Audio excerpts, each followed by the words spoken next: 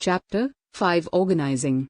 Organizing refers to the procedure of aligning various activities in an organization in a certain specific order. It involves designing the roles of the personnel such that the efforts by the employees along with the resources are coordinated towards the accomplishment of the organizational goals. Steps in the organizing process. The following steps are involved in the process of organizing. 1. Identifying and dividing the work. As a first step, various activities in the organization are identified and divided as per the predefined plans and objectives. 2. Creating departments. Next, the activities of a similar nature are grouped together in different departments. This is done to promote specialization. 3. Assigning duties. Once the departments are created, the next step is to assign the roles and responsibilities to the personnel as per their skills and abilities. 4. Establishing relationships. In this step, a clear hierarchical structure is established such that every individual clearly knows the various superior-subordinate relationships in the organization. Importance of organizing. The following points highlight the importance of organizing. 1. Clear definition of working relationships. Under organizing, the hierarchical structure in the organization is clearly established, thereby avoiding any ambiguity in the transfer of instructions. 2. Less duplication of work. As various activities are properly assigned to different personnel, duplication of work is minimized. 3. Better coordination. Under organizing, activities of a similar nature are grouped together in different departments. This ensures better coordination and harmony. 4. Increased growth and expansion. Through proper organizing, an enterprise can expand its business operations and deviate from the traditional norms in a smooth and better manner. 5. Optimum utilization of resources. By ensuring that various activities in the organization are properly aligned, overlapping of work is avoided. This in turn ensures that the resources are efficiently utilized and there is minimum wastage of effort. 6. Improved specialization. Under organizing, activities of a similar nature are grouped together and tasks are assigned to various individuals as per their skills and capabilities. This allows the organization to take advantage of specialization. 7. Easy accommodation of change. With proper organizing of activities in the organization in different departments and groups, the organization can easily adapt to various changes in its business environment. This is because the changes can be accommodated in only that department that is directly affected by it, while the rest of the organization can just be communicated about the change. In this way, organizing provides stability to the enterprise. 8. Efficient development of employees. The process of delegation and decentralization under organizing helps in the development of both the managers and the employees. While, on the one hand, organizing allows the managers to focus on high-priority areas and provides them the opportunity to explore new areas, on the other hand, it provides the subordinates a chance to prove their abilities and gain experience. Organization structure. Meaning, it refers to the broad framework within which the working relationships, in terms of positions, roles, responsibilities and authority, are defined in an organization. Importance. The following points highlight the importance of a proper organizational structure. Clearly defines the working relationships, superior-subordinate relationships. Enables coordination and integration of human efforts as well as physical resources. Enables effective control over various activities in the organization. Facilitates smooth flow of communication. Aids the growth and development of the organization. Points to be kept in mind while forming an organization structure. Job design. The organizational structure should clearly state the job design in terms of division of tasks and activities. This design should clearly define the tasks to be performed for the completion of particular jobs. Departmentalization. After the division of tasks and activities, activities of a similar nature must be carefully grouped together in different departments. Span of management. The type of organization structure to be adopted depends on the span of management in the organization. Span of management refers to the number of subordinates that a manager can efficiently handle. Span can be subdivided into the following two categories. I. Narrow span of management. A narrow span implies that a small number of subordinates report to a particular manager. It results in tall organizational structures having multiple levels of management. 2. Wide span of management. A wide span implies that a large number of subordinates report to a manager. It results in flatter organizational structures with only a few levels of management. Delegation. The organizational structure should specify the level or degree of delegation to be followed. That is, it must specify the level of authority to be shared between the superiors and the subordinates. Types of organizational structure. There are mainly two types of organizational structure: functional structure and divisional structure. Functional organizational structure. Activities or work of a similar nature are grouped together in different departments. Each department specializes in its own particular task. There is one coordinating head that controls the activities of each of the departments. The following diagram depicts a functional structure. Advantages of a functional structure. 1. Specialization. Various departments formed under a functional structure specialize in their specific activities. This promotes efficiency and improves the overall performance in the organization. 2. Better coordination. As activities of a similar nature are grouped together, there exists better coordination in the tasks performed. 3. Reduced overlapping of work. As work is clearly divided in different departments, the chances of overlapping or duplication of work is minimized. 4. Better managerial efficiency. A functional structure enables controlling and monitoring in a better manner, thereby enhancing managerial efficiency. 5. Better training of employees. The focus of the employees in each department is only on a limited set of skills and specialties. This makes their training process much easier. 6. Appropriate attention to various functions. Under a functional structure, various functions are grouped in different departments, and each of the departments specializes in its own specific functions. This ensures that every function gets adequate attention. Disadvantages of a functional structure. 1. Less emphasis on organizational objectives. Under a functional structure, every department lays emphasis on its own specific objectives. As a result, the overall organizational objectives fail to receive due attention. 2. Problems in coordination. With the growth of the organization, an increasing number of departments are formed. This makes coordination among them quite difficult, which in turn results in delay in decision making. 3. Conflict. Sometimes, it so happens that the interests of one department are not compatible with those of another. This might lead to conflict between the departments. 4. Inflexibility. The employees working in each of the departments specialize in only one particular function.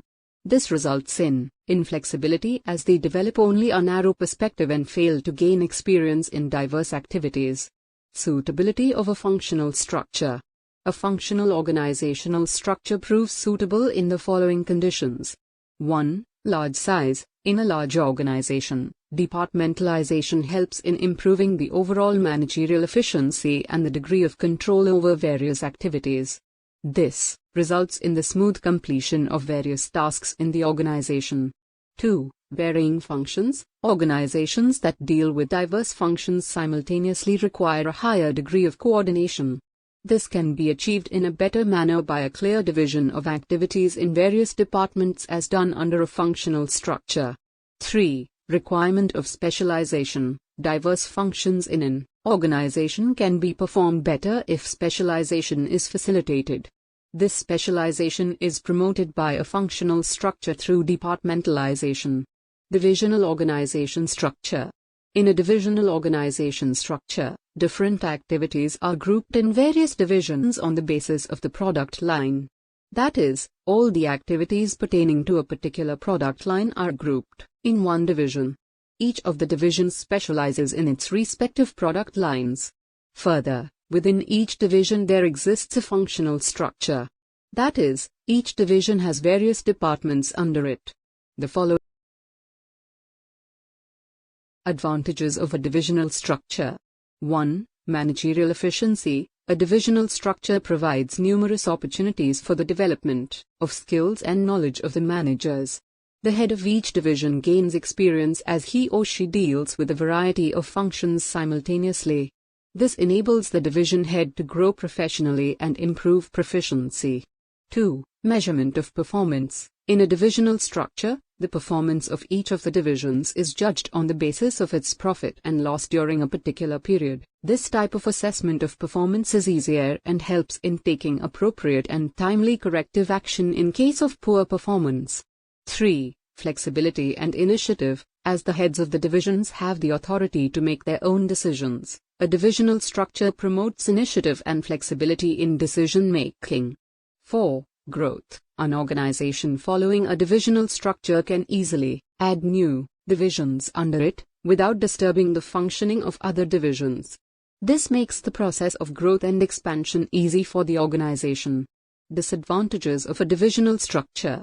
1. Departmental conflicts. Sometimes conflicts may arise among different divisions with regard to various decisions and actions of the organization, such as those relating to allocation of funds and resources. 2. Increase in cost. As there exists a similar functional structure under each division, the same set of functions are performed under each department. Thus, there is high probability of overlapping of activities, which results in a rise in cost for the organization. 3. Ignorance of overall objectives. Each of the divisions may function as a separate unit with its own set of goals and objectives. As a result, the organizational goals may be ignored.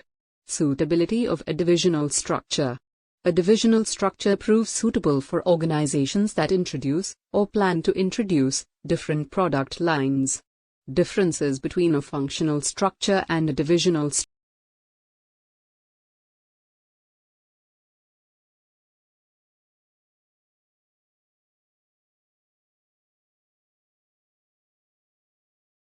Delegation. Delegation refers to the transfer of authority and responsibility by the superior to his or her subordinates. Elements of delegation. Delegation consists of the following three elements. 1. Authority. Authority refers to the power given to an individual to command and direct the subordinates and take various decisions. In a formal organization, the scalar chain gives rise to authority. It is a downward flowing channel, that is, the superior commands authority over the subordinates. Scope of authority delegated depends on the rules and regulations of the organization. 2. Responsibility. Responsibility refers to the adherence of the subordinate to complete a given task and his or her answerability. Once a duty has been assigned to a subordinate, it is his or her responsibility to perform and complete the task. Responsibility arises out of the superior-subordinate relationships. It is a channel that runs upward, that is, the subordinate is responsible to his or her superior. Responsibility must be accompanied by a fair degree of authority. 3. Accountability. Accountability refers to the answerability of the superior for the final outcome of the work he or she has been assigned. Though the superior delegates the work to a subordinate, he or she will continue to be responsible for the final outcome. As the superior is accountable for the final outcome of a task, he or she undertakes regular supervision and collects feedback to ensure that the subordinate performs the tasks properly. Accountability arises out of responsibility. Relationship between authority and responsibility. Responsibility and authority must each be accompanied by the other. While responsibility is assigned to a subordinate, he or she must also be given a certain degree of authority. On the other hand, an individual who is given authority must also have some responsibility. Authority leads to responsibility. Authority without responsibility leads to misapplication of power. Responsibility without authority leads to inefficiency.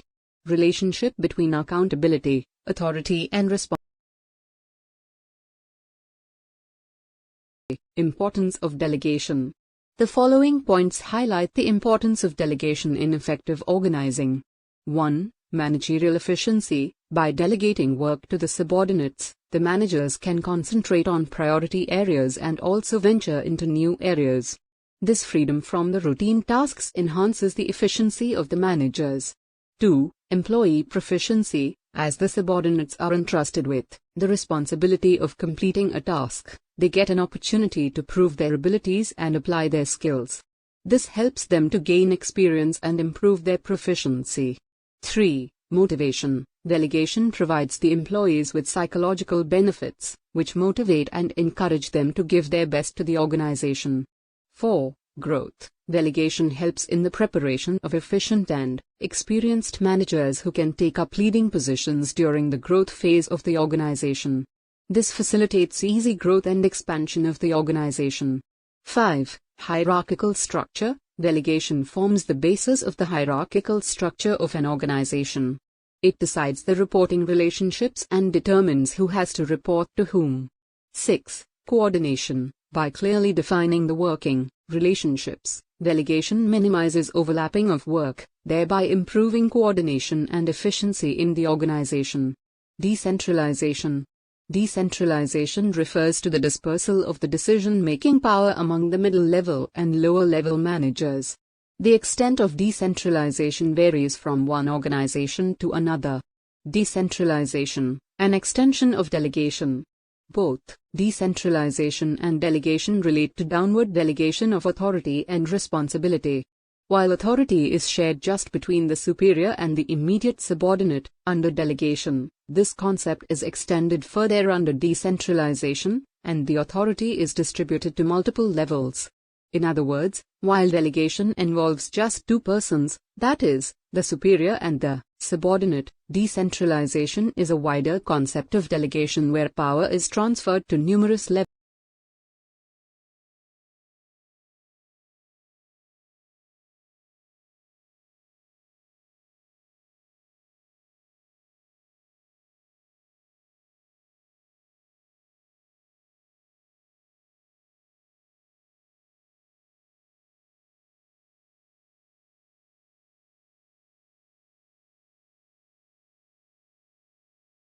An organization can neither be completely centralized nor completely decentralized.